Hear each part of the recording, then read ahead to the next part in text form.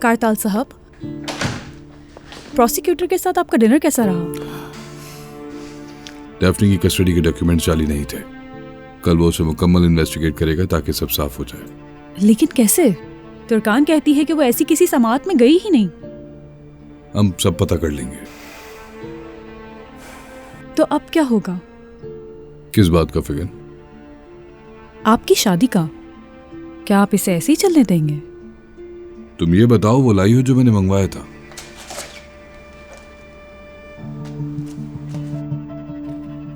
आप क्या करने का सोच रहे हैं कारताल भाई? इसका तो कोई कसूर ही नहीं है।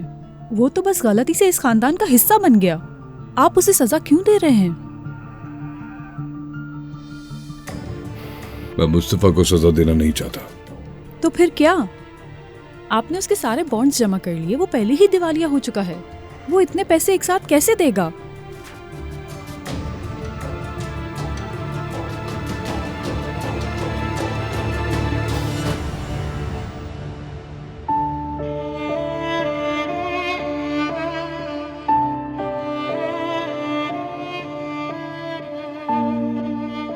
आपा दरवाजे के बाहर खड़ी थीं और किसी मौजज़े का इंतजार कर रही थीं।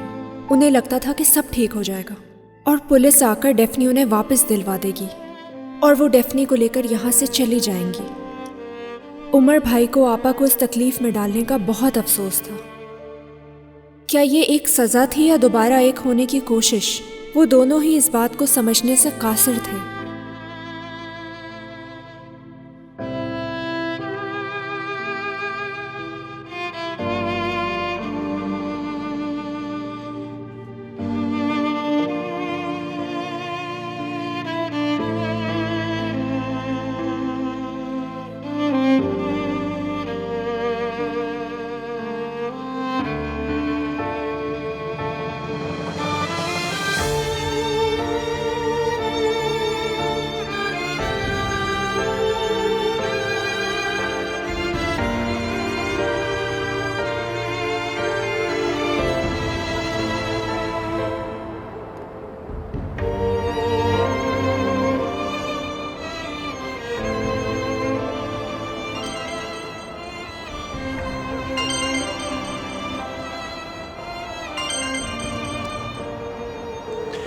प्लीज फोन उठाओ ना तुर्कान,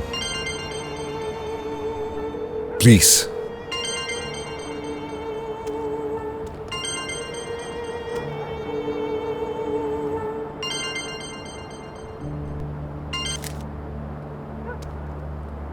क्या तुम मुझे तकलीफ पहुंचाने के लिए देख रहे हो? हाँ तुर्कान, बाहर बहुत ठंड है और हवा भी तेज चल रही है। घर चली जाओ प्लीज। क्या हुआ? क्या तुम उदास हो रहे हो मेरे लिए? क्या इतना सोचते हो मेरे बारे में? अगर तुम्हारे इतना सब कुछ करने के बावजूद मैं तुमसे नफरत करने के बजाय मोहब्बत करता हूं तो हाँ, तुम्हारे बारे में सोचता हूं मैं। उमर देखो, जब पुलिस यहाँ पहुंचे तो तुम तमाशा मत बनाना, खुदा के लिए मत करना, वरना इससे तुम्हें और तुम्हारी माँ दोनों को नुकसान होगा। तुम अभी अभी जेल से बाहर आए हो, खुद को मजीद मुश्किल में मत डालो। जल्दी डेफ्नी को नीचे लेकर आ जाओ, मैं उसे घर ले जाऊंगी। वादा करती हूँ तुम मुझसे मिलते रहना। तुर्कान, कोई नहीं आएगा यहाँ पर। तुम यहाँ इंतजार करके बिला वजह वक्त ज़ाया कर रही हो अपना। तुम अपनी ताकत पर बहुत भरोसा करते हो ना। तुम मुझे डरा नहीं सकोगे। मैं मीने नहीं हूं, पागल नहीं हुई अभी। उफ, ऐसी बातें मत करो। क्या हुआ? तुम्हें तकलीफ हो रही है? जानते भी हो कि मेरा दिल किस तरह से जल रहा है। मैं तुम्हें तुम्हारी बेटी से अलग करना नहीं चाहता था तुर्कान, लेकिन एक बाप होने की हैसियत से वो मेरे साथ ही रहेगी। अगर तुम अकलमंदी से काम करोगी तो अपनी बेटी से मिलती रहोगी। उमर मत करो ऐसा। पिछली बार डेफ्नी मुझसे नाराज हो गई थी। मैंने कहा नाना के पास लेकर जा रही हूं तो उसे लगा मैं उसे नहीं चाहती हूं। मुझे बहुत तकलीफ हुई थी उस वक्त।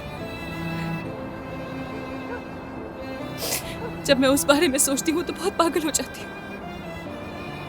उमर, मुझे अपनी बेटी की बहुत याद आ रही है। काश कि मैं उसकी आवाज सुन सकती, उसकी सांसों की आवाज सुन सकती। मैं अपनी बेटी से जुदा हो गई हूँ। काश मैं उसे ये तो बता सकती कि मैंने उसका हाथ नहीं छोड़ा, मैं अभी उसका इंतजार कर रही हूँ। उमर, मुझे डेफ्नी की बहुत याद आ रही है। तुर्कान, अगर डेफ्नी सो ना रही होती तो मैं तुम्हारी बात उससे यकीनी तौर पर करवाता। कम से कम मुझे उसकी सांसें तो सुन लेने दो ना, थोड़ी देर के लिए इसे।